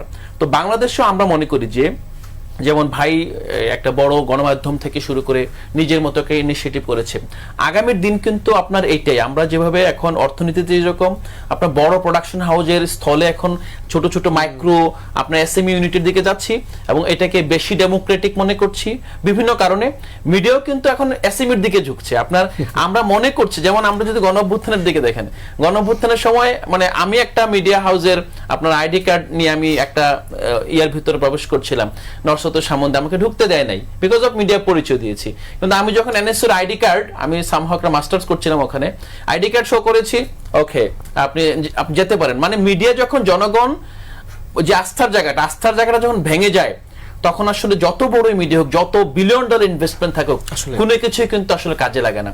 সো ফিউচারে আমরা মনে করি যে এখানে যারাই মিডিয়া নিয়ে ভাবছেন, মিডিয়া নিয়ে কাজ করছেন, তারা এসএমইর দিকে যেতে পারেন, এবং তারা মানে একজন সম্পাদক 40 বছর একটা মিডিয়া থাকার পর তিনি নিজে একটা প্রতিষ্ঠান হয়ে যান, তিনি যদি আরো 8-10 জন আপনার কলিগকে নিয়ে একটা ছোট হাউসও দাঁড় করতে পারেন, এটা ইম্প্যাক্ট কিন্তু অনেক বড়। এটা ইন্ডিয়া দেখিয়েছে, বাংলাদেশও সীমিত আকারে দেখাচ্ছে। সামনের দিনগুলোতে যদি সরকারের সদিচ্ছা না থাকে কর্পোরেট মিডিয়াকে লাইনে আনার জন্য, তাহলে এসএমই মিডিয়া, মাইক্রো মিডিয়া কিন্তু আমাদেরকে পথ দেখাবে। জি, ডক্টর আসাদুজ্জামান রিপন, এই যে মুক্ত গণমাধ্যম বলি, স্বাধীন গণমাধ্যম বলি, আসলে বিএনপির সদিচ্ছা কতটা এবং গণমাধ্যমের বিকাশে বিএনপি আসলেই কি? আমি আপনাকে একটা কথা বলি, যেই কথাটা আপনারা বারবার বলছেন যে বিএনপি বা বিএনপি এই সরকার, জি, হ্যাঁ, এইটা মিডিয়াকে, বিএনপি কি কোনো মিডিয়ার কণ্ঠরোধ করবে? না।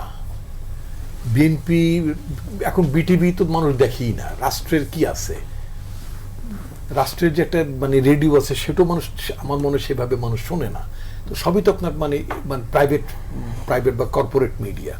এখন এই কর্পোরেট মিডিয়াগুলোকে যদি আপনার স্ট্রিমিং করতে হয় তখন তো আবার বলবেন যে মানে আবারও প্রশ্ন উঠবে। যেমন আমি যদি কথার কথা যদি আইডিয়ালি চিন্তা করি যে যে সমস্ত খেলাপি ঋণের প্রতিষ্ঠানের মালিক যারা আছেন তাদের ঋণ খেলাপি যারা আছে, সোজা কথা, তাদেরকে আপনি স্ট্রেট কাট বলতে পারেন যে তুমি আমাকে নসিহত করার অবস্থায় নাই। সোজা, you are not in a position to offer any নসিহত। ওয়াই? আমি যদি তখন তার এটা বন্ধ করতে চাই, কন্ট্রোল করতে চাই, তাকে স্ট্রিমিং করতে চাই, তখন আপনি বলবেন এতগুলো সাংবাদিক, এতগুলো লোক যেখানে কাজ করে এদের কি হবে, এদের কি হবে ভাবতে দেখি আলটিমেটলি আমার এই যে লুটেরা পুঁজির নিয়ন্ত্রিত যে মিডিয়া, সেই মিডিয়াকে আমাকে অ্যালাউ করতে হচ্ছে, অর্থাৎ তার বিরুদ্ধে আমি স্ট্রিমিং করতে পারছি না। এখানে সরকারের ভূমিকাটা খুবই খুবই কম। আমি যেটা বলতে চাই, আমি ঠিকই আমি আলাউদ্দিনের বক্তব্যের সাথে ভেরি মাচ একমত যে এখানে সে মানে ভারতীয় দুটো মিডিয়ার কথা বলে এরা ইতিমধ্যে তারা মিলিয়ন তাদের মানে সাবস্ক্রাইবার, মানুষ প্রচুর তারা মানে দেখেন, ভিডিও বলেন, কন্টেন্ট বলেন, এটা অফকোর্স এটা মানে পথ দেখানোর মতো ব্যাপার। মূলধারার মিডিয়া মানে সকল মূলধারার মিডিয়া ব্যতিক্রম ছাড়া বাকিরা কিন্তু মানুষ মুখ তুলে নিয়েছে, মানুষ তো মানে মুখ ফিরিয়ে নিয়েছে। এখন দেখেন, যারা মানে মৃত্যুর পরেও শেখ হাসিনার সাথে থাকতে চায় এবং আমাদের বর্তমান প্রধানমন্ত্রী, আমার পার্টির প্রধানকে যারা গালমন্দ মানে করেছে হাসিনাকে খুশি করার জন্য, এই যে মানে হাসিনাকে তুষ্ট করার জন্য যে কথাগুলো বলেছেন, তাদের মিডিয়ার প্রতি কি মানুষের আস্থা থাকবে না? যারা প্রধানমন্ত্রী মানে তৎকালীন অবৈধ প্রধানমন্ত্রীকে সামনে রেখে নাচেন এবং গান গেয়ে কি জন্য বারবার তোমাকে চাই, কি একটা গান টান আছে না যুবকরা গায়ে ঠায়, হ্যাঁ, শেষ পর্যন্ত তোমাকে চাই। আমি তো অবাক হয়ে যাই যে একটা মানে সুমনের বিখ্যাত গান, গানটা আমারও পছন্দ, ঠিক আছে, কিন্তু একটা প্রধানমন্ত্রীর সামনে হোয়াট এভার অবৈধ কার যাই হোক, তারপরে তো নারী, তাকে সামনে রেখে শেষ তোমাকেই চাই করতে পারে, মানে ফাজলামোর তো একটা সীমা থাকা উচিত। কারণ এদের আবার ঠেকা আছে, কারণ সেবার মনে করেন বেশি তেল না বলে তারও ঝামেলা হইতে পারে। এই নানান লোক নানান ঝামেলার বাটপারি, পাচার, নানা কারণে ব্যাংক থেকে টাকা তুলতে হবে, নানান কারণে বা এগুলো করে। এগুলো সত্যি কথা বলতে কি একটা ডেমোক্রেটিক গভর্নমেন্ট, একটা ইলেক্টেড গভর্নমেন্টের পক্ষে ভেরি ডিফিকাল্ট। যদি আমিও যদি তথ্যমন্ত্রীর দায়িত্বটা যদি আমিও পেতাম, আমার পক্ষে সম্ভব হতো না। সুতরাং যারা আছেন তাদেরকে আমি কোনো দোষারোপ করবো না, হাত দেওয়া যাচ্ছে না। এখন আপনি বলতে পারেন যে আপনি হাত দেবেন না, অপতথ্য নানান কিছু ব্যাপার, আপনি সবচেয়ে বড় কথা যে আপনি আপনার টাকার সোর্সটা কিনে ভাই, পত্রিকা বের করবেন, আপনি মিডিয়া হাউস করবেন, টেলিভিশন বানাবেন, টাকার সোর্সটা কোথায় আপনার? আপনি কত টাকার ঋণগ্রস্ত? আপনি জাতির কাছে ঋণ থেকে আপনার কেন এটা করার জন্য আপনার তো চুলকানি কেন? তার মানে আপনার অবৈধ পুঁজি, আপনার লুণ্ঠন, এগুলোকে পাহারা দেওয়ার জন্য আপনি এই সমস্ত মিডিয়া আউটলেট আপনি তৈরি করেছেন। আমি আবার আলাউদ্দিনের বক্তব্যের সাথে আমি আসলে ইনফ্যাক্ট আনফর্চুনেটলি আমি এটা দেখি নাই, দেখলাম নিশ্চয়ই আমি অনেক আগে প্রোটেস্ট করতাম। যারা অন্তর্বর্তীকালীন সরকারের প্রধান বা অন্তর্বর্তীকালীন সরকারকে যারা অবৈধ ইউনুস সরকার যারা বলে, তত ফ্যাসিবাদের দোষর। এইটা তো ইউনুস সাহেবের বিরুদ্ধে যারা অন্তর্বর্তীকালীন সরকারকে যারা অবৈধ বলে, তারা আর কিছুই না, তারা মানে পতিত স্বৈরাচারের সহযোগী, এবং পতিত স্বৈরাচার যেই ভাষায় কথা বলে, যে দৃষ্টিভঙ্গি তো অন্তর্বর্তীকালীন সরকারকে দেখে, অন্তর্বর্তীকালীন সরকার তো আমাদের আন্দোলনের আউটকাম অ্যাবসলিউটলি। তো সুতরাং এটা কিনা যারা প্রশ্ন তোলে, তারা গণতন্ত্রের শত্রু, তারা ফ্যাসিবাদের দোষর। সুতরাং এটা জোরে সোরে মানে তাদেরকে এটা ট্যাগ না, জনগণকে জানিয়ে দিতে হবে যে ফ্যাসিবাদের দোষরদের থেকে আপনারা সাবধান। জি, আবার আপনার কাছে আসবো।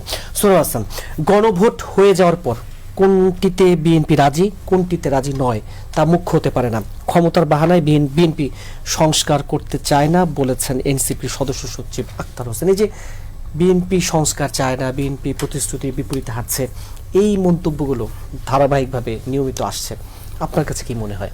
না, প্রথমত সরকার চায় না এটা বলছে, তো সরকার এটা করে দেখাবে যে তারা চায়, Right. এটা হচ্ছে সরল সমাধান। এখন এখানে দৃষ্টিভঙ্গির পার্থক্য আছে, ক্ষমতার যেখানে জবাবদিহির প্রশ্ন আছে সেখানে বিএনপি দ্বিধাগ্রস্ত, এটা স্বীকার করতে হবে। আর যেখানে ক্ষমতা প্রসারিত হওয়ার সুযোগ সেখানে দ্রুত আইন পাশ করেছে, দ্রুত অধ্যাদেশগুলো পাশ করেছে।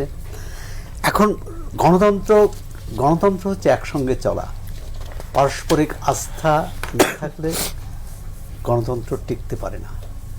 ন্যূনতম আস্থা মানে এক হয়ে যাওয়া না, একমত প্রকাশ করে না, কিন্তু অন্যের মতকে সম্মান দেওয়া, জনমতকে, জনগণের আকাঙ্ক্ষাকে।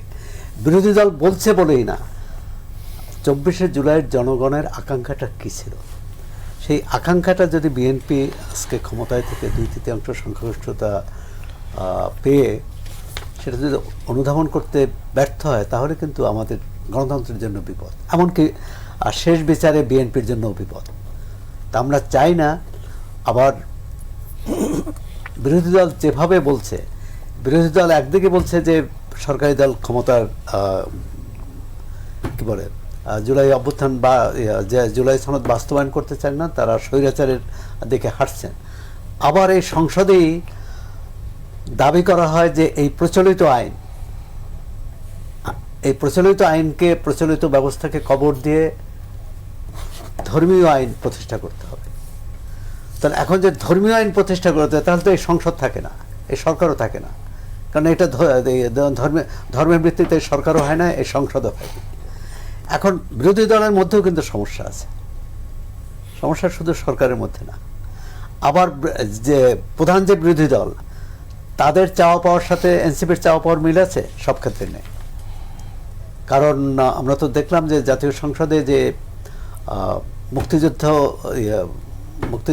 কি কাউন্সিল, জামুকার যে অধ্যাদেশ আইনে পরিণত হলো, সেক্ষেত্রে জামাতের আপত্তি ছিল, এনসিপি কিন্তু 71-এ জামাত ইসলামী নিজাম ইসলামী, মুসলিম লীগ, মানে যারা পাকিস্তানি হানাদার বাহিনীর সহযোগিতা করছে সেই শব্দগুলোর নাম আছে। তো সুতরাং এটা কিন্তু ভাই চাওয়া না, এটা হলো ইতিহাস। ইতিহাসের প্রতি আমাদের দায়বদ্ধতা, সেটাও তো না, এটাই দায়বদ্ধতা তো যুক্ত না। চাওয়া মানে তারা তো আড়াল করতে চায়, তারা তো এটা ওই নাম প্রত্যাহারের দাবি করেছিল, তাই না? ওই দলের নাম থাকবে না। তা এক এক জায়গায় এক এক রকম দেখা। তবে ইতিহাসের উচিত বিচার দরকার, মানে সঠিক বিচার দরকার। ইতিহাসকে যেমন বাদ দেওয়া যাবে না, ইতিহাসকে এড়ানো যাবে না, আবার ইতিহাস নিজের মতো করে লেখাও যাবে না। এখন জামাত ইসলামী বা যারা 71-এ তাদের ভূমিকা নিয়ে প্রশ্ন আছে, তো তারা তো স্বাভাবিকভাবে 71-কে এড়াতে চাইবে, কিন্তু এনসিপি কেন চাইবে? এনসিপি নিশ্চয়ই চাইবে না, বিএনপি চাইবে না। এবং বিএনপি যে চাইবে না সেটা জাতীয় সংসদের এই প্রথম অধিবেশনে কিন্তু আমরা প্রায় প্রতিদিনই এটা নিয়ে বিতর্ক দেখেছি, এটা নিয়ে তাদের বলিষ্ঠ আওয়াজ শুনেছি। কিন্তু আপনি যেটা জুলাই সনদ বললেন, জুলাই সনদ নিয়ে একটি কিন্তু সংবিধান সংশোধন নিয়ে একটি কমিটি হয়েছে, সেই কমিটিতে এখনো বিরোধী দল নাম দেয়নি, কিন্তু তারা দিবে না এটাও বলে। আমরা আশা করি যে গণতন্ত্র কাজ করতে হলে একসঙ্গেই সিদ্ধান্ত নিতে হবে। হতে পারে এখানে সরকারি দল কিছু ছাড় দিতে হবে, বিরোধী দলকে কিছু ছাড় দিতে হবে। এমন যদি এরকম হয় যে এটাই শতভাগ মানতে হবে আমার দাবি, তাহলে গণতন্ত্র হবে না। তাহলে একটা হবে যে বিএনপি তার 2/3 সংখ্যাগরিষ্ঠতা আছে, সে যে কোনো সিদ্ধান্ত সংসদে নিতে পারবে, আর বিরোধী দলকে তখন মাঠে যে সেই সিদ্ধান্তের বিরুদ্ধে লড়াই সংগ্রাম করতে হবে। শেখ হাসিনাকে সরাতে কিন্তু 15.5 বছর লাগছে, এরকম রাজপথে সরানোর জন্য কিন্তু অনেক পথ পাড়ি দিতে হবে। আমরা আশা করি, আর গণ অভ্যুত্থানের পর যে নির্বাচিত সরকারটি আসলো, সেই সরকারকে কালকেই ফেলে দেওয়ার আওয়াজটাও বোধহয় গণতান্ত্রিক না। জি, শামসুল আলম লিটন, এই যে 2/3 সংখ্যাগরিষ্ঠতার জোরে জন আকাঙ্ক্ষাকে ধারণ করতে চাইছে না, মূল্য দিতে চাইছে না বিএনপি, এই মন্তব্যগুলো? এটা খুবই গত কয়েক সপ্তাহ যাবত তো সংসদে ব্যাপারেই ইয়ে ছিল, তুলকালাম অবস্থায় ছিল, খুবই কখনো কখনো বেশ উত্তেজনাও বিরাজ করেছে। সংসদে উত্তেজনা থাকবে, এটাই স্বাভাবিক, এবং সংসদ যখন খুব উত্তপ্ত থাকবে তখন বোঝা যাবে যে অ্যাটলিস্ট রাজপথ উত্তপ্ত হবে না, কারণ সংসদে জনগণের প্রত্যাশা যেটা সেটা সেখানে আলোচিত হচ্ছে অথবা বিতর্কিত হচ্ছে। কিন্তু সমস্যাটা হচ্ছে যে বিষয়গুলো নিয়ে হচ্ছে সেটার বেস কি? জুলাই সনদের সামারি করে তারপরে গণভোটের কথা হলো, 4টাতে নিয়ে এসে নোট অফ ডিসেন্ট ইত্যাদি ইত্যাদি সব কিছু হলো। এখানে মূল ইস্যুটা সম্পর্কে সংসদ নেতা একাধিকবার বলেছেন, এবং সম্ভবত গতকাল কেউ সিলেটে ওখানে বলেছেন যে জুলাই সনদের অক্ষরে অক্ষরে বাস্তবায়ন করা হবে। এটা আমি গত কয়েক সপ্তাহে একাধিকবার ওনার নিজ মুখে শুনেছি। এখন অপোজিশন বলছে সরকার জুলাই বিরোধী পথে হাঁটছে। তো এই আলোচনাগুলো কিন্তু গণতন্ত্রের জন্য অস্বাস্থ্যকর নয়, কারণ প্রত্যেকের অবস্থানগুলো স্পষ্ট করতে হবে। তো এখন নিশ্চয়ই প্রধানমন্ত্রী এবং তার দল, প্রধানমন্ত্রীর এই ঘোষণাটা তার দল কিভাবে বাস্তবায়ন করবে, কি কত সময় নিয়ে করবে, কি ধারায় করবে, সংস্কার করবে না সংবিধান সংশোধন করবে, এটা কোনো কোনো ক্ষেত্রে হয়তো বাচ্চারাও হাসাহাসি করতে পারে, প্রাইমারি স্কুলের বাচ্চারাও মনে করতে পারে, কারণ সে যখন দেখবে যে সংস্কার এবং সংশোধন শব্দগুলোর অর্থ কাছাকাছি এবং আসলে আলটিমেটলি ব্যাপারটা মানে ওয়াইডার এক্সটেন্ড একই, তো এটা নিয়ে দেশের মুরব্বীরা মানে খুব ফাইট করছে, তখন বাচ্চাদের হাসার কারণ যাতে রাজনীতিকরা না হন। তো সেই জন্য সরকার, যে প্রধানমন্ত্রী যেটি বলছেন যে অক্ষরে অক্ষরে বাস্তবায়ন করা হবে, আর অপোজিশন বলছেন জুলাই বিরোধী অবস্থান নিয়েছে, যেই সরকার বলছে অক্ষরে অক্ষরে বাস্তবায়ন করা হবে তার বিরোধী কিভাবে যেতে পারে? তার মানে এখানে কোনো একটা ফাঁকা জায়গা আছে। তো সেই জায়গাটা সরকারকেই জনগণের আগে তার নিজ দলের নেতাকর্মীদেরও বুঝাতে হবে, না হলে তো মন্ত্রী এমপিরা তো তাদের জনসভা আলোচনা সমস্ত জায়গায় এগুলো বলতে হবে, কত সময় নিয়ে কি হবে, কত অংশ কিভাবে হবে, তাহলে যদি ওই জনমতটা নিয়ে সূক্ষ্ম আলোচনাগুলো হবে। এই জায়গাটায় আমার মনে হয় কিছু বিষয় ইচ্ছাকৃত অথবা অনিচ্ছাকৃতভাবে, জানি না বিতর্কগুলো করে রাখা হচ্ছে কিনা। তো রাজনীতিকরা যদি স্পষ্ট না করে, রাজনীতিকদেরই সেই পরিস্থিতির দায় এবং বর্তমান এবং ভবিষ্যতের দিকে সেটা থাকবে। তবে গণমাধ্যম দিবসে আমি, যেহেতু বিশ্ব গণমাধ্যম দিবস, আপনি আজকে সেই সুযোগটা আমি আজকে দেখলাম হাইকোর্টের সামনে রিপোর্টাররা বিক্ষোভ করছেন। আমি নিজেও একসময় হাইকোর্টে কাভার করতাম, এবং সেখানে তারা বলছেন যে তাদেরকে বলা হয়েছে এখন কোর্ট থেকে কাভার করতে দেওয়া হবে না। এটা দুঃখজনক লেগেছে আমার কাছে, এবং বলা হয়েছে যে কর্তৃপক্ষ সেখানে বলেছে যে বিশ্বের বিভিন্ন দেশে এটা যেখানে আইনের শাসন ইত্যাদি আছে, এবং বিশেষ করে উচ্চ আদালতের প্রতি মানুষের প্রচুর সেই সব জায়গায় উদাহরণ, সেখানে আদালতে কাভার করতে দেওয়া হয় না। আমি বিলেতে আমি নিজে আইন প্র্যাকটিস করি এবং সাংবাদিকতাও করি। আমি কিন্তু এটা আমি যেটা দেখেছি, বিশেষ করে আমরা তো ওয়েস্টমিনিস্টার সিস্টেমটা এবং লিগ্যাল সিস্টেমে আমরা ওটা ফলো করি, শুধু জুরি সিস্টেমটা বাদ দিয়ে। তো সেখানে কিন্তু হাইকোর্টে এবং সুপ্রিম কোর্টে সাংবাদিকরা যেতে পারেন, সব কোর্টেই যেতে পারেন, শুধু কিছু কোর্ট ছাড়া। যেমন কিছু কোর্টে কিছু রেস্ট্রিকশন থাকে, যেমন ফ্যামিলি কোর্ট, চিলড্রেন, এই সমস্ত, তারপরে ন্যাশনাল সিকিউরিটি ইস্যুস, অথবা কোনো কেসের যদি কোনো, বিশেষ করে জুরি কোর্টে সেখানে রিপোর্টিং এর ক্ষেত্রে এক ধরনের বায়াসনেস তৈরি হতে পারে, জুরিরা বায়াস হয়ে যেতে পারে। সো আগেই জাজ দিয়ে ডিসক্লেমার দিয়ে দেন। এবং হাইকোর্ট, সুপ্রিম কোর্টেও এই ধরনের কোনো রেস্ট্রিকশন থাকলে, অর্থাৎ সবাই করতে পারেন, কিন্তু যেটি আছে সেটি হচ্ছে যে সেই জায়গাটি জাজ সাহেব ঘোষণা করেন আগেই, অর্থাৎ যে কোনো, আজকে মিডিয়াতে এখানে যদি কেউ থেকে থাকেন তাহলে এই প্রযোজ্য, এবং সেই ব্যাপারে ল আছে। তো আমি মনে করি যে রিপোর্টাররা যদি একটা মানে দেশের প্রিমিয়ার কোর্ট, যেখানে আসলে সাংবিধানিক মামলাগুলো হয় এবং অনেক ছোটখাটো মামলা সাংবিধানিক মামলায় রূপান্তর হয়, অথবা প্রত্যেকটি জাজমেন্টই ইম্পর্টেন্ট, হাইকোর্টের কারণ ওটা তো সাংবিধানিক ব্যাখ্যার আলোকে, এটা তো লোয়ার কোর্টের কাজ তারা করে না। সো এই জন্য এটা একটা ব্যাপার। আর দ্বিতীয়ত এই যে ব্যাপারটি খুবই খুবই গুরুত্বপূর্ণ, আমি 30 সেকেন্ডের মধ্যে শেষ করছি, সেটি হচ্ছে যে একটি পত্রিকা গ্রুপ যারা 7-8টি মিডিয়া নিয়ে বসে আছে, এটা কিন্তু পাবলিক ইন্টারেস্টের বিপক্ষে। বাংলাদেশের লতেই এটা পাবলিক ইন্টারেস্টের বিপক্ষে, যথেষ্ট ক্লজ আছে, কম্পিটিশন লতে আছে, অনেকগুলোতে আছে, এটা তারা করতে পারে না, এবং এটা তাদেরকে যে কোনো সময় সরকার ইচ্ছে করলে এগুলো লাইসেন্স ক্যান্সেল করতে পারে। এবং অবৈধ ইউনিট সরকার বলা, আমি মনে করি জুলাইয়ের উপরে বাংলাদেশ তার গণতন্ত্র এবং তার তার যে ডুবে যাওয়া দেশটাকে ফিরে পেয়েছে পুরো জাতি। জুলাই হচ্ছে আমাদের বর্তমান এবং ভবিষ্যতের ভিত্তি। মুক্তিযুদ্ধের মধ্যে দিয়ে আমরা যেমন দেশ পেয়েছিলাম, জুলাইয়ের মধ্যে দিয়ে আমাদের দেশের যে হারিয়ে যাওয়া সমস্ত কিছুকে ফিরে পেয়ে আমরা নতুন, সুতরাং এটা জুলাই বিদ্বেষ এবং এটা হচ্ছে বাংলাদেশ বিদ্বেষ। এবং এই গ্রুপটি যেটি করছে সেটি দেশের কোনো, এটা কিন্তু ফ্রিডম অফ স্পিচ না, এবং এটা এক ধরনের অ্যান্টিসেমিটিক, আমি মনে করি হোল নেশনের যে কমন স্পিরিটের অ্যাগেনস্টে গিয়ে ইয়ে করা। এবং এই কাগজের আবার দেখা গেল যে সম্পাদক হচ্ছে আমাদের একজন কবি এবং জাতীয় প্রেস ক্লাবের সভাপতি। খুবই দুঃখজনক, আমি জানি হয়তো উনি এটা নিজ থেকে করছেন না, কিন্তু মানে চাকরির কি এতই মন্দা পড়লো? আর দ্বিতীয়ত এই গ্রুপটি যদি ভুলে ভালে কোথাও একটা জায়গায় করলো সেটা না, কনস্ট্যান্টলি এটা করে যাচ্ছে এবং এটা দেখার কেউ নেই কোনো, মানে এদেশে সুদানা কত কিছু করা হয়। এবং খুবই দুঃখজনক যে এইটা আমাদের নিজেদের কাছে নিজেদের অর্থহীন মনে করার মতো পরিবেশ তৈরি করেছে।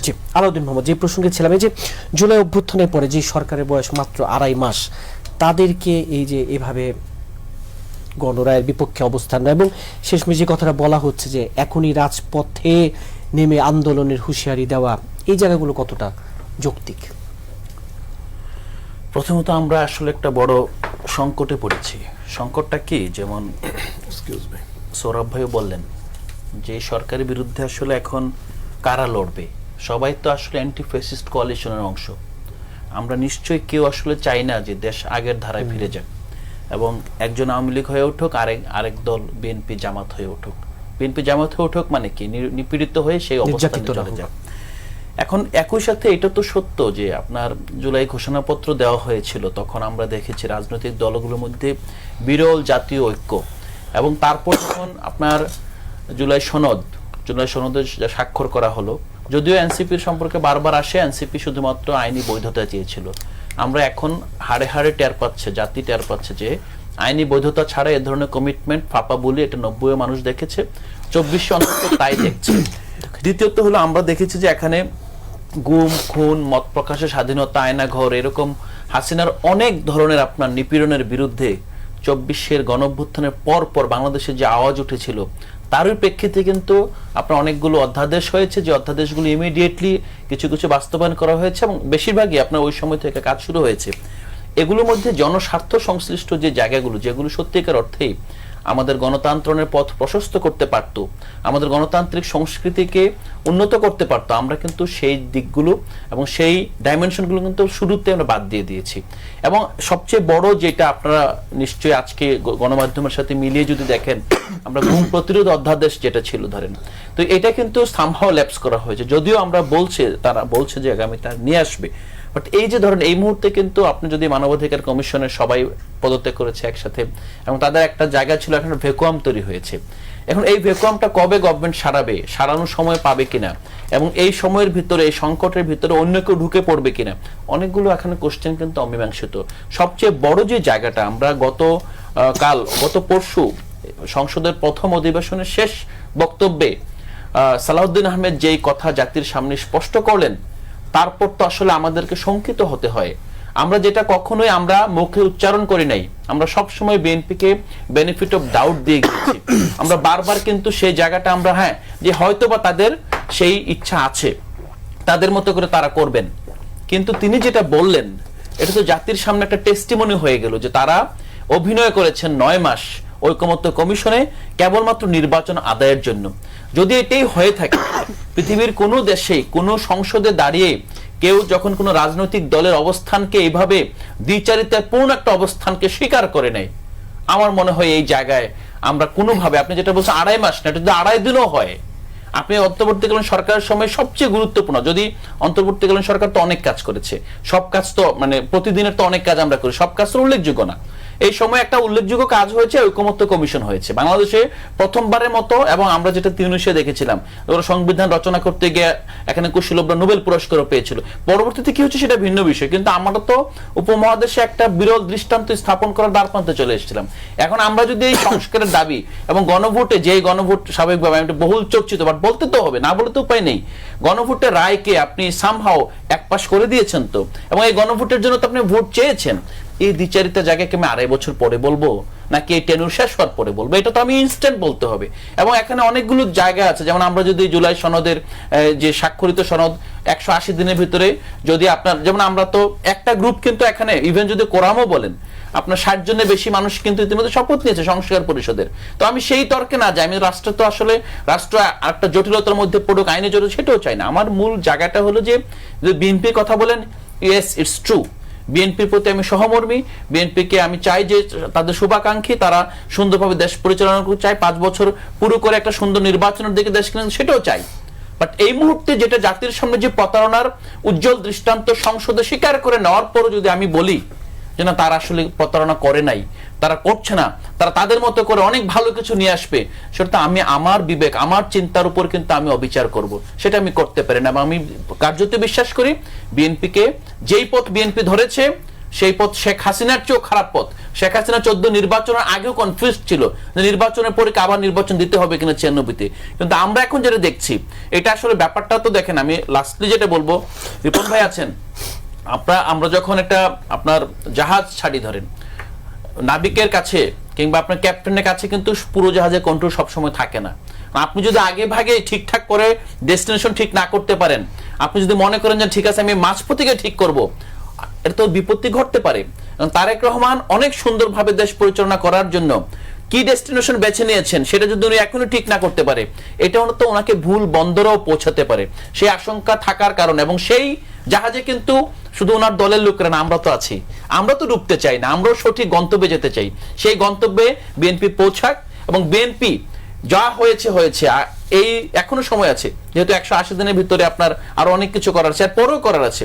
আমরা মনে করি বিএনপি তার সঠিক রাস্তায় ফিরে আসুক, বিএনপি গত 15 বছর থেকে শিক্ষা নিক, তার যে জুলুম হয়েছে তার উপরে, তার যে নিপীড়িত মানুষ দলের ভিতরে আছে, শুধু তাদের কথা বলে না, তারা আমি গুম হয়েছে আমি সবচেয়ে ভালো বুঝি সেটা না, সেই গুমকৃত পরিবার, সেই আপনার শহীদ পরিবার, জুলাইয়ের শহীদ, বিএনপির ভিতরে 17 বছরের শহীদ, তাদের কাছে গিয়ে তাদের ভাষাটা তারা কি চায় সেই ভাষাটা বিএনপির ডমিনেন্ট ভাষা করুক, তাহলে বিএনপি গণমানুষের রাজনীতি করতে পারবে। আর বিএনপি যদি এখন সবকিছুকে পাশে ঠেলে যে না তারা কজালিটি ছিল, এই 15 বছর তারা আমার লস, এটা কোলাটারাল ড্যামেজ মনে করে সব মানে পাশ কেটে যদি তারা মনে করে যে না আমার থিঙ্ক ট্যাঙ্ক দিয়ে দেশ চালাতে হবে, আমরা আমাদের যে নেতার আশেপাশে তাদেরকে দেশ চালাতে হবে, তাহলে বিএনপি সঠিক রাস্তা হাঁটতে পারবে না। ডক্টর আসাদুজ্জামান রিপনে যে 8-9 মাস বিএনপি অভিনয় করলো, অন্তহীন প্রতারণার পথে হাঁটলো, গন্তব্য তো সঠিক পৌঁছাতে পারবে। ধন্যবাদ।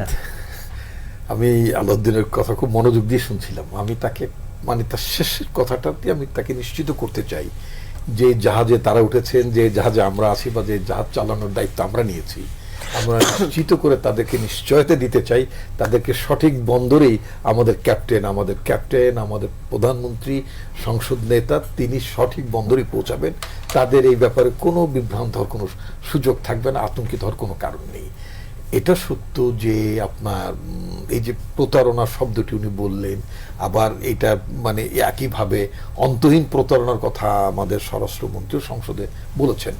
এই শব্দগুলো ঘটনার প্রেক্ষাপটে মানে তার মনে হচ্ছে এটা অন্তহীন প্রতারণা ছিল, আবার তার মনে হচ্ছে যে এটা বোধহয় মানে এই বিএনপির তরফ থেকে প্রতারণা মনে হচ্ছে। এটা আসলে প্রতারণা মনে করার কোনো কারণ নেই। নির্বাচনে তো একটা সংখ্যা ছিল, নির্বাচনে নিঃসন্দেহে সংখ্যা ছিল। আমাদের যারা এখন নির্বাচনে অংশ নিয়েছেন, যারা পার্লামেন্টে আছেন, বিরোধী দলে আছেন, এটা কি তাদের মধ্যে কি অনেকেই নির্বাচন এই মুহূর্তে নির্বাচন নয়, এই মুহূর্তে সংস্কার আগে শেষ করতে হবে কথাগুলো ছিল? পৃথিবীতে যে সমস্ত দেশের গণঅভ্যুত্থান হয়েছে, নির্বাচন ছাড়া সলিউশনটা কোথায় ছিল? আপনি যদি শ্রীলঙ্কার দিকে যদি যান, সেখানে শ্রীলঙ্কাও কিন্তু গণঅভ্যুত্থান, সেখানেও প্রেসিডেন্ট পালিয়েছিল, শেখ হাসিনার মতো সেখানেও পালিয়েছিল, কিন্তু অভ্যুত্থানে কত অল্প সময়ের মধ্যে তারা আমাদের মতো একটা দরিদ্র দেশ থেকে তারা $1 বিলিয়ন তারা ধার নিয়েছিল। কিন্তু নির্বাচনের মধ্য দিয়ে একটা নির্বাচিত সরকার দায়িত্বভার গ্রহণ করার পরে আমরা কি দেখলাম যে আমাদের ঋণ তো তারা শোধ করেছেন, তাদের অর্থনৈতিক গতিমুখ তারা ঘুরে দাঁড়িয়েছে। আপনি ইভেন মানে যদি নেপালের কথাও যদি আপনি ধরেন, একেবারে কয়েকদিন আগে গণঅভ্যুত্থানের কত অল্প সময়ের মধ্যে তারা একটা নির্বাচন করলেন।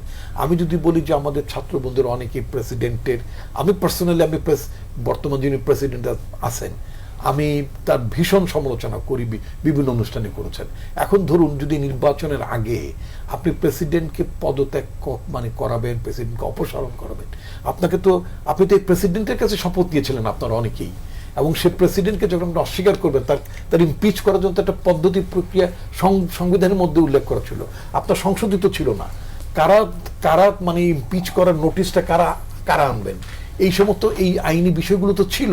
আপনি যদি ডে ওয়ান থেকে যদি আপনি সংবিধানটাকে না মানতেন, আপনি যদি এখানে যদি একটি বিপ্লবী সরকার গঠন করতেন, সংবিধান যদি বাতিল হয়ে যেত, যদি বলতেন যে আমরা সংবিধান রচনা করব, এই সংবিধান নাই, এই সংবিধান আপনি শেলফ করে দিতেন। আপনি সংবিধানের আওতায় প্রেসিডেন্টকে মেনে প্রেসিডেন্টের মাধ্যমে আপনি কি বলে আপনার যে একটা অন্তর্বর্তীকালীন সরকার আমাদের সংবিধানে ছিল না, সেটাও তো আপনি সাংবিধানিক ধারা মেনটেন করেই আপনি একটা অবজারভেশন এনেছেন যে এই বিশেষ ব্যবস্থায় অন্তর্বর্তীকালীন সরকার হতে পারে। এই বিষয়গুলো তো আপনাকে অপেক্ষা করতেছে টিল 8 অগাস্ট, তাই না? তো আমরা একটা অ্যাটেম্পট আমরা নিঃসন্দেহে দেখেছি, সেটা তো না বুঝে হোক অথবা বুঝে হোক নির্বাচনটা বিলম্বিত হওয়ার একটা ঝুঁকি ছিল। সুতরাং বিএনপি একটা বড় দল হিসেবে যদি বিএনপি মনে করে থাকে যে নির্বাচনটা করে দেশকে বিপদ মুক্ত করা দরকার, ঝুঁকি মুক্ত করা দরকার, শঙ্কা মুক্ত করা দরকার, সুতরাং বিএনপি সেই কাজটি সঠিকভাবেই করেছে। But at the same time আমি যেটা আমি বলতে চাই জুলাই সনদের যে কথাগুলো দুটো জিনিস আমার কাছে খুব পীড়িত করে। দুটো জিনিস, একটা হচ্ছে যে বিএনপি জুলাই সনদের যে স্পিরিট এই অঙ্গীকারগুলো বাস্তবায়ন করতে চান, এটা একটা অভিযোগ। আরেকটা হচ্ছে যে বিএনপি ফ্যাসিস্ট হয়ে উঠছে। ফ্যাসিস্ট শব্দটা এখন ভীষণ ভীষণ জনপ্রিয়, জনপ্রিয় বলতে বোঝাচ্ছি খুবই প্রচলিত এবং প্রচারিত। ফ্যাসিস্ট বা ফ্যাসিবাদের একটা ম্যানিফেস্টেশন থাকে আমাদের ছাত্র জীবন থেকে, যেটা আমরা দেখেছি, পড়েছি। নানা ধরনের শাসনটা আমরা তো দীর্ঘ সামরিক শাসনও দেখেছি, তাই না? একটা দীর্ঘ সামরিক শাসন অতিক্রম করেছে এবং সেই সামরিক শাসনের বিলোপও ঘটিয়েছে আমাদের সময়, আমাদের নেতৃত্বে।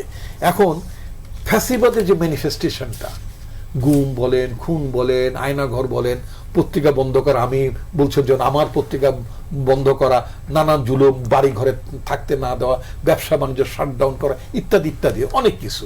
আচ্ছা, সেগুলোর কোনো ম্যানিফেস্টেশন কি সরকার আমলে হয়েছে? তার জাররা শব্দটা উচ্চারণ করতেছে, জাররা পরিমাণ। আমার আওয়ামী লীগের আমলে 400 সাউন্ড গ্রেনেড মেরে 15 মিনিটের মধ্যে আমার সভা শেষ, কয়েক লক্ষ লোকের সমাবেশ শেষ করে দিয়েছে। আমরা কি কারোর জনসভা পারমিশন দেওয়া বন্ধ করেছি? আমরা কি কারোর জনসভা পণ্ড করে দিচ্ছি? আমরা কাউকে কি আমরা গ্রেপ্তার করছি? আমরা কি আয়না ঘর নামে কি আরেকটা কি অন্য কোনো ঘর, এই গ্লাস ঘর, কাপ ঘর, কোনো কিছু তো করার প্রশ্ন ওঠে না। আমি বারবার আশ্বস্ত, যেটা থ্রু ইয়োর প্রোগ্রাম জনগণকে যেটা বলতে চাই, বিএনপি কেন বাংলাদেশে, যেটা আমার প্রধানমন্ত্রী গতকালকেও বলেছেন, পুলিশের ব্যাপারে কথা বলেছেন, আর কোন সরকারের পক্ষে ভবিষ্যতে যেই 15 বছরে বাংলাদেশে যে দুঃস্বপ্নের মধ্যে দিয়ে পার করেছে দেশের মানুষ, সেই জায়গাতে পৌঁছার সামর্থ্য বলতে আমি নেতিবাচক অর্থে বলছি, ওই সামর্থ্যই কোনো ভবিষ্যতে কোনো সরকারের থাকবে না। বাংলাদেশের মানুষ যে অমিত তেজের মাধ্যমে তারা যে অভ্যুত্থানটি সংগঠন করেছে, যে গণতান্ত্রিক অভিযাত্রা শুরু করেছে, সেখান থেকে ঘুরে যাওয়ার, সেই কমিটমেন্টে সরে যাওয়ার কোনো সামর্থ্য কোনো দলের নেই, বিএনপিরও তো নাই। আমি স্ট্রেট বলতে চাই, আমি তাদেরকে যেটা আশ্বস্ত করতে চাই, বিএনপি গুমের শিকার। আমার বহু নেতা, আমার কেন্দ্রীয় সংগঠনের অর্গানাইজিং সেক্রেটারি লেভেলের মতো লোক পর্যন্ত গুমের শিকার হয়েছে তো। আচ্ছা, বাকিগুলো তো অনেকেই হয়েছেন। গুম অধ্যাদেশ, যেটা বাংলাদেশি ইতিহাসে এতগুলো অধ্যাদেশ, অলমোস্ট 98 অর্ডিন্যান্সেস, 54 বছর পার্লামেন্টের হিস্ট্রিতে 98 অর্ডিন্যান্সেস একটি সংসদে পাশ করেছে একটা ইলেক্টেড গভর্নমেন্ট, আগের গভর্নমেন্টের। এটা নজিরবিহীন, কিন্তু এটা হয়েছে। আচ্ছা, এখন কয়েকটি অধ্যাদেশ আমরা এই মুহূর্তে আমরা আনিনি, আমাদের কাছে মনে হয়েছে, আমাদের সরকারের কাছে মনে হয়েছে এটা আরো রিভিউ করা দরকার, এটাকে আরো আধুনিক জায়গায় নিয়ে যেত। আমি যদি আমি কয়েক সেকেন্ডের মধ্যে বলি, একজন বিচার বিভাগের একজন বিচারপতি, তিনি তো অন্তর্বর্তীকালীন সরকার আমলেই নিয়োগ হয়েছেন, নামটা আমি উল্লেখ করছি না, উইলস লিটল ফ্লাওয়ার স্কুলের যে ঘটনাটি এখন আলোচনা হচ্ছে, তিনি তো এই আইনের বলেই তিনি বিচারপতি হিসেবে নিয়োগ পেয়েছেন। আমাদেরকে বিচারপতি নিয়োগের ক্ষেত্রে আমাদের আরো সতর্ক হতে হবে। সুপ্রিম কোর্ট সচিবালয়ের ক্ষেত্রে আমাদেরকে আরো সতর্ক, মানে আরো আধুনিক ভাবে করতে, যেটা ফ্ললেস। জি। গুম কমিশন ফ্ললেস হতে হবে, মানবাধিকার কমিশন শেখ হাসিনা আমলত ছিল, আমরা ওরকম একটা মানবাধিকার কমিশন চাই। আরেকটা কথা বলতে চাচ্ছি, অন্তর্বর্তীকালীন সরকার বলা যেতে পারে অনেকটা তাদের বিবেচনায় করেছেন, সকল স্টেক হোল্ডারদের সাথে আলোচনা করে তারা এই কাজগুলো করে। এইটাই করবেন আপনারা। BNP যেটা বলতে চাই, আমি আমাকে কয়েকটা সেকেন্ড এক বাক্যে। হ্যাঁ বলতে চাই, আমি যদি বলতে চাই, বাংলাদেশের পার্লামেন্টের ইতিহাসে এই যে জ্বালানি নিয়ে যে একটা মানে অলমোস্ট 50%, মানে 50% সরকার দলের সদস্য, বিরোধী দলের সদস্য 50%, এই যে কম্পোজিশন অফ এ কমিটি, এটা কি বাংলাদেশের আগে হয়েছে? হয়নি। আপনার মানে জি, হাতে একেবারে সমানে, জি। যে আইনগুলো আমরা চাই, সোহরাব হাসানের যে- আমরা চাই সেগুলো সংশোধন করার জন্য সমসংখ্যক মেম্বারদের জি, নিয়ে আসতে হবে। সোহরাব হাসানের যে ডক্টর ভবিষ্যতে আমরা এই আসাদুজ্জামান কাজগুলো রিপন যেটা ভবিষ্যতে বলছিলেন মূলত যে বিএনপির উপর আস্থা রাখা এবং আসলে গন্তব্যটা ঠিক আছে এবং সবাইকে নিয়ে ঠিকঠাক মতো পৌঁছানোর যে আশার কথা তিনি বলছিলেন। তো আমরা সময়ের হাতে কি ছেড়ে দেব? সজাগও থাকতে হবে, চাপেও রাখতে হবে। শুধু বিএনপি না, পৃথিবীর সব সরকারেরকে চাপে রাখতে হবে, কারণ চাপে না রাখলে তারা গণতান্ত্রিক পথে চলেন না। জি, শামসুল আলম লিটন, আপনি কি তাই মনে করেন কিনা যে চাপে রাখতে হয় সরকারকে?